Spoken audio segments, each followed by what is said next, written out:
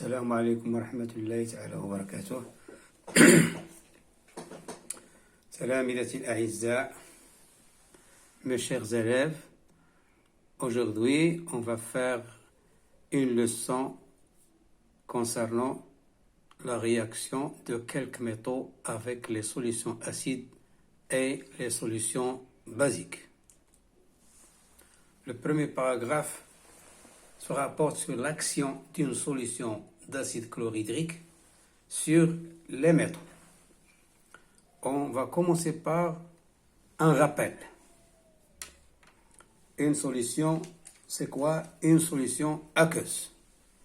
Donc, une solution aqueuse est un mélange homogène obtenu par dissolution d'un corps dans l'eau. Donc, pour obtenir une solution aqueuse, il suffit de dissoudre un soluté dans un solvant. Et le mélange obtenu, bien sûr, lorsqu'il est homogène, constitue ce qu'on appelle une solution. Exemple de solution, par exemple, solution d'acide chlorhydrique ayant pour formule H+, plus Cl-. Appelée encore solution de chlorure d'hydrogène. Un autre exemple, c'est la solution de soude de formule Na+, plus HO-, appelée encore hydroxyde de sodium. Bien sûr, la nomenclature d'une solution aqueuse débute toujours par le mot solution 2 plus le nom de l'anion qui se trouve à droite, suivi du nom du cation qui se trouve à gauche. Par exemple, dans notre cas, l'anion qui se trouve à droite, c'est l'ion hydroxyde, HO-, et à gauche, il y a l'ion sodium, Na+.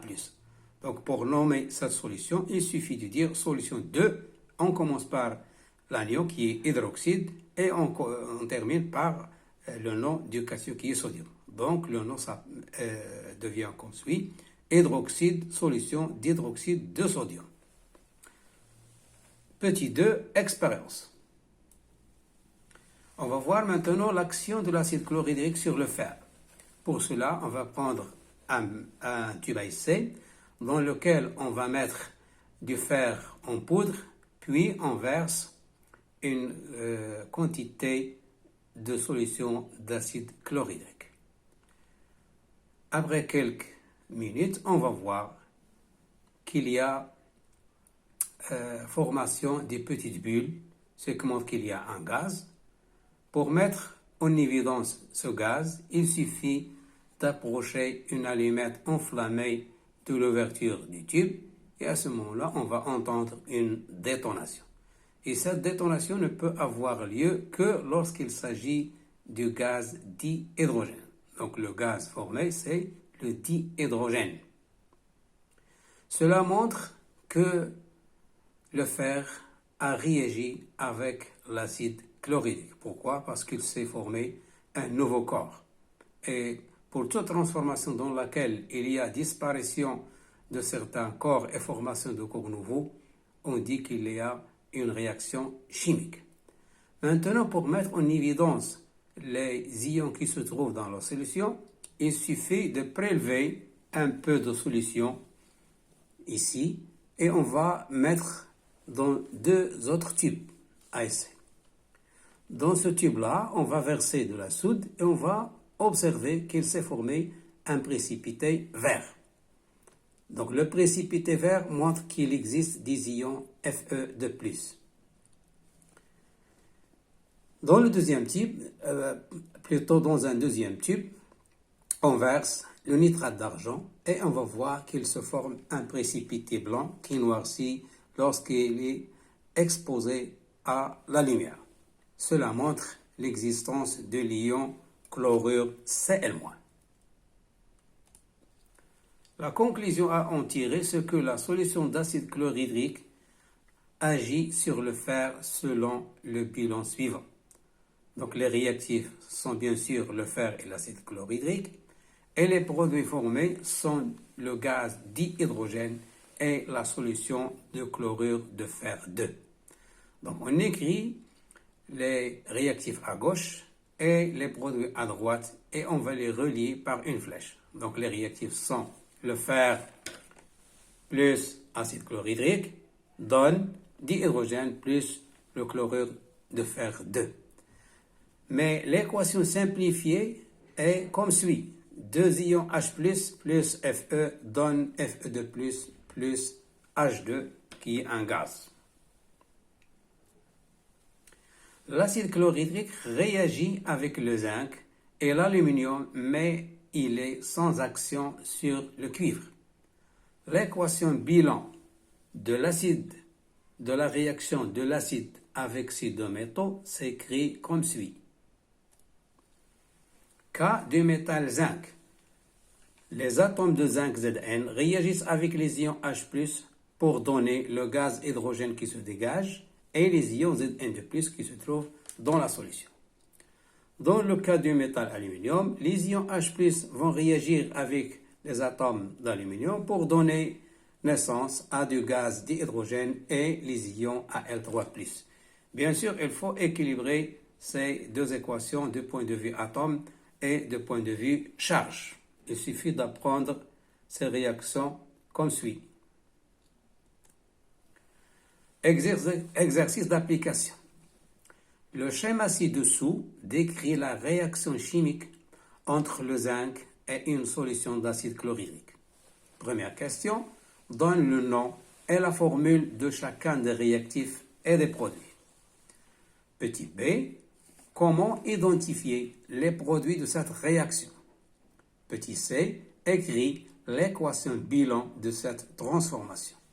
Et finalement, d, cite les règles utilisées pour équilibrer cette équation. Donc le schéma qui va vous aider pour déterminer l'un des produits par exemple, on voit bien qu'on a mis le zinc dans le tube à essai et on a versé quelques gouttes d'acide chlorhydrique et puis on a approché une allumette enflammée de l'ouverture du tube et on voit bien qu'il s'est formé une détonation. C'est à vous de déduire le gaz produit ou bien formé. Maintenant, on va faire, il reste une question.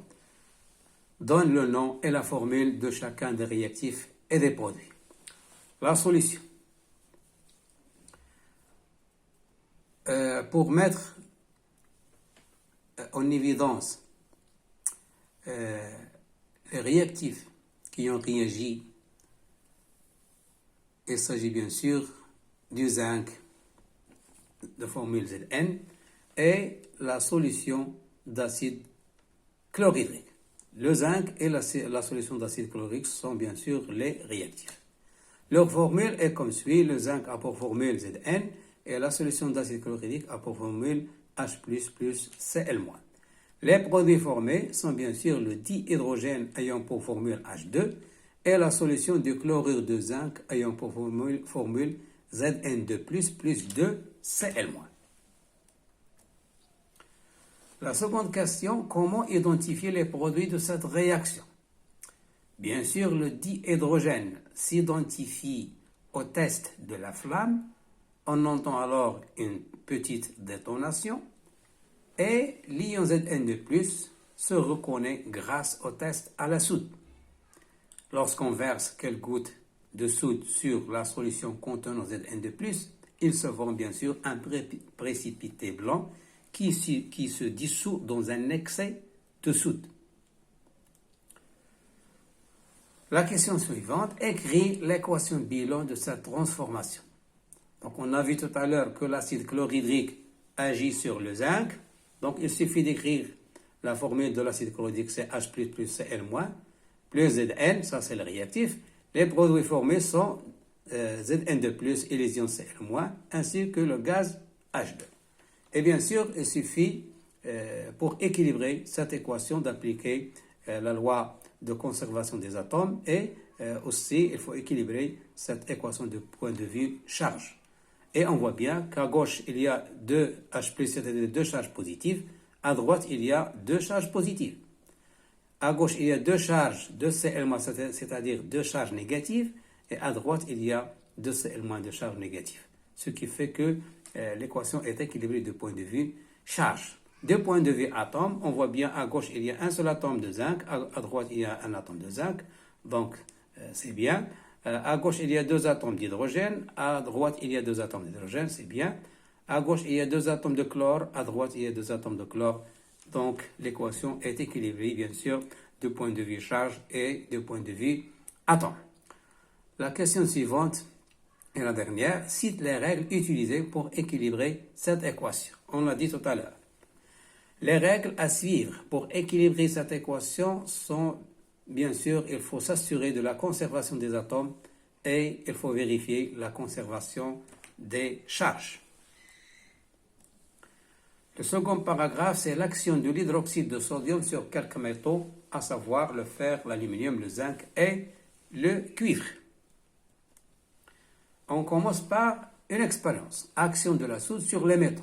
Donc on va prendre 4 tubes à essai, dans lesquels on va mettre dans le premier l'aluminium en poudre, le deuxième le zinc en poudre, le troisième le fer en poudre et finalement le cuivre en tournure dans le dernier tube. Et dans chacun de ces tubes, on va verser une solution de soude. On voit bien, grâce au schéma, qu'il y a des petites bulles qui se forment dans le cas de l'utilisation de l'aluminium et dans le cas de l'utilisation du zinc.